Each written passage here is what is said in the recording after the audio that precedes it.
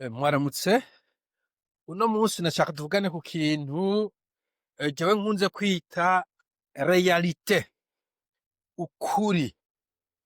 Kubera kenshi na kenshi nk'abarundi ndakunze kubivuga, abantu bashiramwo ibishobesho, bashiramwo ivyifuzo, bashiramwo ama emotion ku bintu novuga ari realite absolue. Izo zirahari uhereye mu bidukikije muri nature. Mfate ibintu novuga biri banal, ntangurire ku mazi. Amazi aguseseseko urajoba, sans doute. Ntukekeranya kiretse wifutse akamwanya. Dufate umuriro. Umuriro uzemo agatoki urasha.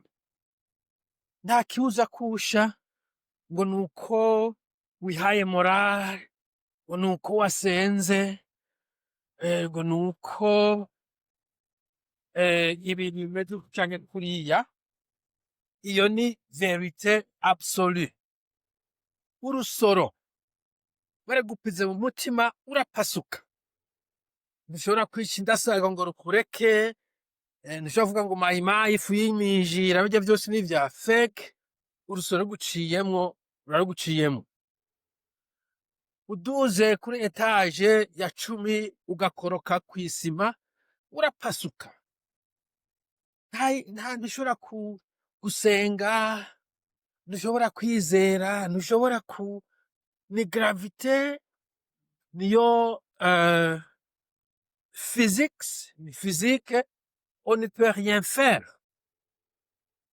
Iyo umuntu akoresheje izo twita les lois de nature, kumbure turabitahura neza, kubera ushobora kugira experiment canke kumbure udashobora kwigira.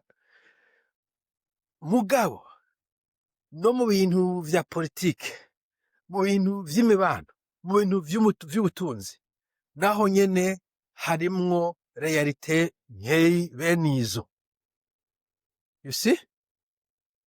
Ufise amadolari 1000, ntushobora kugura inzu, ntushobora kurira ngo baguhe inzu, ntushobora guhendagiza umuntu ngo umugore kuri makeyi, ntushobora kugura inzu naho yoba ari iya papa wawe. Iyo ni realite economique iraho. Nimba ku mwaka ukorera 10,000, ntushobora kugura ikintu c'10,000 nyene na 5 ku mwaka kiretse uguranye. Iyo ni realite economique. Iyo tuvuze duti Uburundi burakenye, iyo ni realite economique. Ntabwo ari ikintu cyo kunegosia, ntabwo ari ikintu cy'ubukunzi bwo gukunda igihugu. Ntukunda igihugu ngo uraruriye niba udafise ivyo kurya. Urya mwana gwaye imvunja ntushobora kumubwira ngo ni umupatriote ngo imvunja zizikira. Bajya abantu bari mu bitaro babuze serumu canke sepa uwundi muti, ntushobora kubankuraje n'amajambo ngo bace batangura gukira. Abo bantu bagwaye sida imiti yabuze, ntushobora kubabwira abakoroni b'abanyamerika ngo bace batura mitende aho hantu hatera korera. Ntushobora kuyivuza umunwa. Hagomba kuba ibintu pratique. Iyo tuvuze duti sepa igisodiki kirakomeye kandi gikomeye, yaba ari realite uyinegirije birakuraba. Ariyo no mpamvu ndi kubona uno munsi aho jewe mbona ko biri confirme ko Uvira yafashwe, ngaba abantu bakunze gukora ama emotion n'ibishobisho, n'ama feelings n'ama ideale. Urabona iyi ni AI, urabona AI, iyi foto siyo. Yes, fine. Ijya foto kumbura siyo, ijya video kumbura iri cropped or photoshopped, fine. Mugabo hariho realite iri kuri tere. Iyo ntushobora kuyihakana, iyo ntushobora kuyigwanya. I don't understand. Leta ya Kongo yamaze gutanga imo yavyivugiye, bamwe ko bavuga ko bonane kuri frontiere. Nga kubera twigishije kutemera realite iri imbere yacu, kubera twigishije to negotiate with the reality, ibintu vyo kunegosia na realite. Niyo mpamvu abantu bashika imbere ya realite bagaca vyanga ko bayiconsuminga. Kubera iki? Mind yabo yabaye trend kuvuga ngo Uburundi burakize, igisozo cyacu kirakomeye, umukuru w'igihugu wacu niwe mukuru w'igihugu akomeye gusumvya abandi, ibintu nk'ivyo. Bimwe bimwe you can get away with it. Hanyuma ivyo ushobora kuvuga ukabicikana kubera iki nta muntu ashobora kuguhinyuza. C'est pas nk'ubu uvuze je ndemera Imana, je sinshobora kuguhinyuza kuko sindi mu mutima wawe. Uvuze igisura cyane kirakomeye kitaraja ahantu kigwana, umuntu yokwemera ati umuntu arakomeye.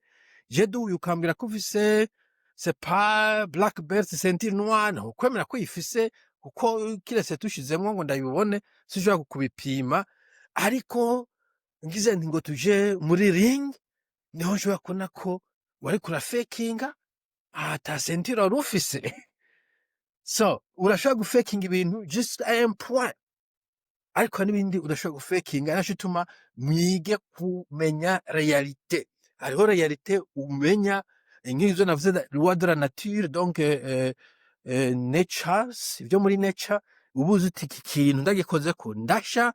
Ico kigufasha nuko wiyubara, you see, ushitse ahantu hari imanga ukiyubara kubera uzi yuko hariho gravity, irya loi de la pesanteur mwa muri physique, uyinegirije urameneka. Bo uhuye n'umuntu afise inkoho mugashwana, umenya uti inkoho yayindashe ndapfa, ukaba urikura akaba karenga. Iyo realite kuyimenya birashobora kugufasha. Bo umenya uti turakenye, nka jewe twavukiye ahantu dukenye, vyaramfasha kubera iki nshitse kw'ishure hari abahora badutera inkuru badutwenga ngo amatongo mwarayariye. Presque, kuko amatongo yacu ntiyamera, c'était nkuko twarayariye. So wiga wita ko amenya uti jewe nyobewe d'abord nta hantu nzosubira kuronka ikibanza, sizokwigira nsubira kuronka ikibanza kera. Ubuze ikibanza utari umwana w'umukire nta handi wagikura, wacu uja kurima. Ariko na cyane cyane ukamenya ko ubuzima bwawe ari ubwo kurima. Ico gihe kubera ubwo bwoba, kubera iyo realite wabuzi, wariga wita. Hari abanegije bakibagira ko base batunze, n'ubundi abana abana bibaza ngo base baba n'abatunzi, ugasanga bazubaye abo bazovyishura. Donc iyo umenya realite ukagenda realite biragufasha yuko utagwa mu manga wibaza ngo hasi harashashe. Uzi ko utazi koga ukabona uruzi, urondera ikiraro kiri ntugwirohamo.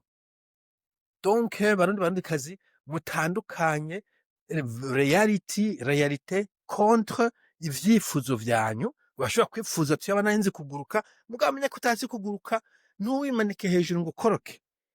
Urashobora kwifuza iki kiriya, mugamenya ko realite hariho difference entre la realite n'icifuzo cawe, la realite na slogan, la realite n'amasantima yawe n'ama feelings yawe. Nico gituma benshi kenshi tugongana, kuko baza kumbwira uko bipfuza, ivyo biyumvira, uko barota. Je nkabwira yes fine, rota uko ushaka mugabo realite turi en face niyi. Cyo biramfasha gose kuba shobora kurondera ahari realite, kandi ni realite zibona bwa ziri inamovible, tu ne peux rien faire. Hazishobora guhindura bien sûr, ashobora kumenya iti ndakenye, hanyuma ukaja kurondera ingene wikenura. Ashobora kubona uti bon je vyigwa ndashoboye, ukaja kwigira imyuga, abonye udashobora kuboroka za histoire. Hariho nishobora kugira ico ukoze n'izindi biba ngomba kuzimenya ukitegura. Nimba uziti bon jewe ndakanya, reka ngura ikoti imbeho iraje, ntushobora guhagarika iyo mbeho. Abantu muba ahantu hari hiver canke winter murabizi, iyi winter igeze, winter irageze, you wish urifuza yo twoguma hari summer mugabo c'est pas possible, canke ko yaguma ari spring mugabo ce n'est pas possible. Realite winter yageze, ifo kugura ikoti, end of story. Ntushobora kuvuga ngo urabona ngo jewe ngo ubwo mva muri Afrika ngo reka hagume hashushe, reka da, yuva birakuraba, haja gukanya nk'abandi, gura ikoti as soon as possible. Niko bimeze, niko isi imeze. Ntabwo vyose bigenda uko vyifuza, ntabwo vyose ari ama feelings, ntabwo vyose ari relatif ngo bivana. No, hari ibintu biri verite absolue. Ibyo ubimenya witegure, utiteguye birakuraba.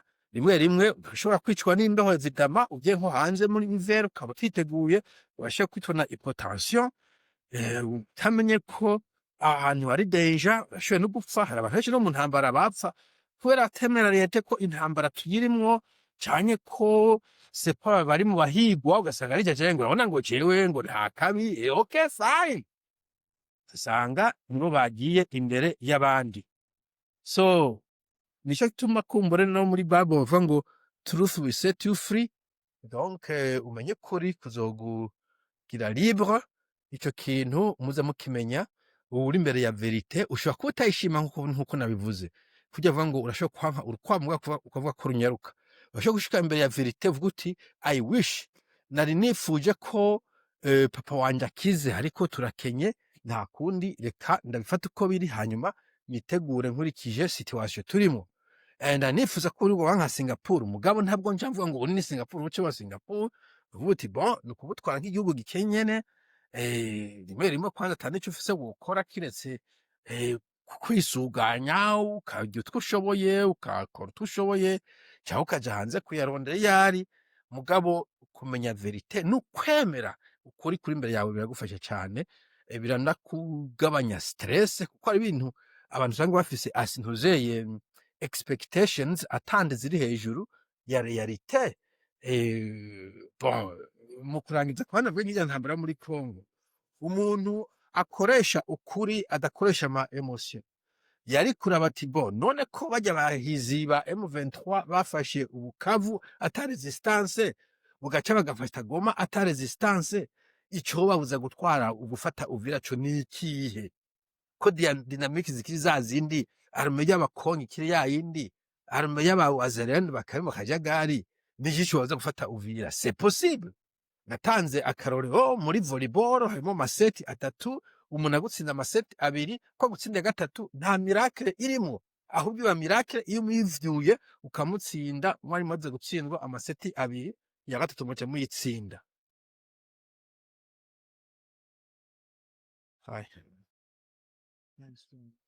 So biranafasha donc ko utaba déçu, utaba disappointed very often, kuko kenshi na kenshi disappointment ni ukwitega ikintu kitari, ukizera ikintu ko gifise ubushobozi canke ikintu ukaexpectinga ikintu kidashoboka, hanyuma kitabonetse ugaca widodomba, kandi n'ubundi no mu ntango iyo uraba neza kitari kihari.